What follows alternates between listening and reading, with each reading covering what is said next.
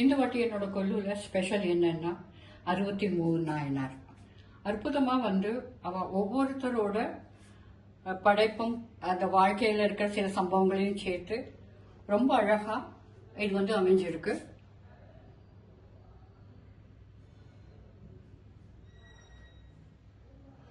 So 63 Nayanar இன் நங்கநல்லூர்.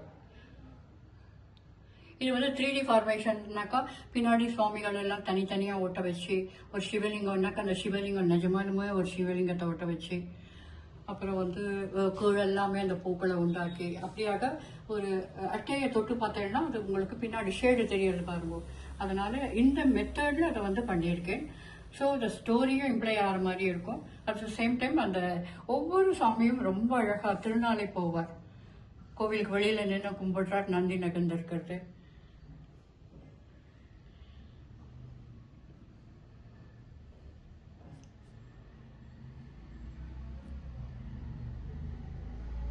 இதில் பார்த்தீங்கன்னா இந்த கை அழகா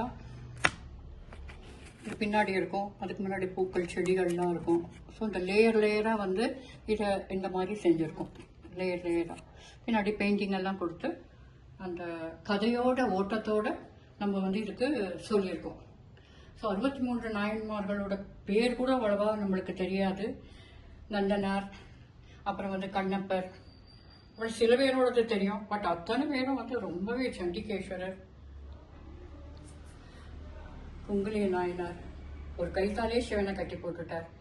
அன்பும் பாசமும் சாக்கிய நாயனார், இவர் கல்ல டெய்லி எறிவார், அது சுவாமி மேலேயே விழுந்துடும் பூவாவே. திருநீலகண்டர். ஸோ அன்பே சிவம் சொல்றதுக்கு இவ எல்லாருமே ஒரு எடுத்துக்காட்டு. சிவன் கோபம் நினைச்சுக்கணும், ஆனா அடியவருக்கு அடிவனா அவன் அப்படியே டக்குன்னு முன்னாடி நின்றுடுறான். உங்களோட அன்பும் அவர் மேல வச்சிருக்கிற பக்தியும் தான் அவருக்கு தேவையான எத்தனை ஜாதிக்காரா அத்தனை பேர் முன்னாடியும் நிற்கிறார். எல்லாருமே ரொம்ப சிம்பிள். ஸ்லோகங்களோ பெரிய பெரிய இதுவோ செய்யாதவா கூட ரொம்ப ரொம்ப சிம்பிள். சுவாமி கும்பிடும் போதே பார்த்தீங்கன்னா அவளோட அன்புக்கும் பாசத்துக்கும் ரொம்ப பாத்திரமாயிட்டு இறங்கி வந்துடுறார். ஸோ இந்த வாட்டிக்கு இதைத்தான் என்னோட தீமா நான் வச்சுருந்தேன். நங்கநல்லூரி 63 பேர் வச்சிருக்கேன். ஸோ உங்கள் எல்லாருக்கும் இது பார்க்க பிடிச்சிருக்கும்னு நினைக்கிறேன். அண்ட் அன்பே சிவம், ஓம் நம சிவாயா. இதை தவிர நாங்கள் எல்லாமே எப்பவும் வைக்கிற பெரிய பெரிய குழுக்கள், அதுக்கப்புறம் சின்னதாக இறங்கி படி 100 வருஷத்து பொம்மைகள், அப்புறம் லேட்டஸ்ட் வாங்கின பொம்மைகள், அப்புறம் சின்ன பொம்மைகள்.